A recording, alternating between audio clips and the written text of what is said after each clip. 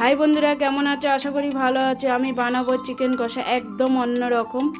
আমি তেলে দিয়ে দিলাম পেঁয়াজটাকে আমি ভালো করে ভেজে নেব, তারপরে আমি মাংসগুলো দিয়ে দেবো। একদম এটা আমার স্টাইলে রান্না। আমি দিয়ে দিচ্ছি মাংসগুলো এক এক করে। মাংসগুলো দিয়ে আমি ভালো করে কষিয়ে নেব। এখন আমি কোনো মশলা দেব না, মাংসটা আমি পেঁয়াজ দিয়ে ভেজে নেব। একটু কষা কষা করে নেব আমি। একটু রঙটা চেঞ্জ হয়ে এলে, মাংসের কালারটা চেঞ্জ হয়ে গেছে দেখুন, এইভাবে নাড়তে হবে। আমি অন্যদিকে পেঁয়াজগুলো ভেজে নিয়েছি। ওই ব্রেস্তাটা আমার লাগবে রান্নাতে। আমি দিয়ে দিলাম নুন আর হলুদ, দিয়ে দিলাম কাশ্মীরি লঙ্কা। আমি একটু তাড়াতাড়ি আমি ভিডিওটা দিয়ে দিচ্ছি, কারণ আমার ভিডিওটা নালে বড় হয়ে যাবে। আমি দিয়ে দিলাম আদা বাটা, পেঁয়াজ বাটা, লঙ্কা বাটা একসাথে আমি দিয়ে দিচ্ছি। দিয়ে আমি ভালো করে কষাতে হবে। দেখুন, আমি ভালো করে কষিয়ে নেব। আমি এবার পেঁয়াজ ভাজাটাকে দিয়ে দেব। আমি হালকা ভাজা করেছি, করে দিয়ে দেব।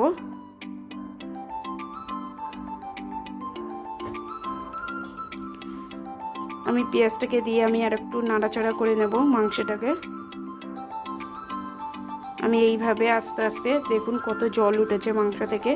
এই মাংসের জলেই মাংসের রান্না হবে, আমি কোনো এক্সট্রা জল দেব না। এইভাবে আমি নাড়াচাড়া করে নিচ্ছি।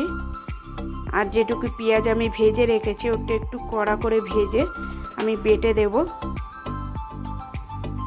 আমি একটু সামান্য চিনি দিয়েছি, আপনারা নাও দিতে পারেন।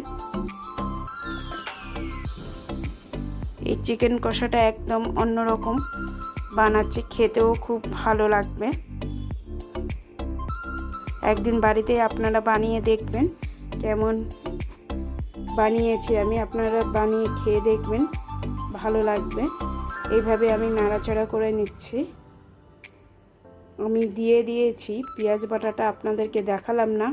দেখুন আমার মাংসটা অর্ধেক রান্না হয়ে এসছে। যেহেতু আমি ভিডিওটা একটু কেটে কেটে দেখাচ্ছি, স্পিডে আমি করছি, কেননা অনেকের হাতে সময় নেই, তাই আমি ভিডিওটাকে ছোট করে দেখাচ্ছি। আমার রান্নাটা হয়ে এসছে। কেমন হয়েছে বন্ধুরা কমেন্ট শেয়ার করে জানাবেন। ভালো লাগলে কমেন্ট করবেন।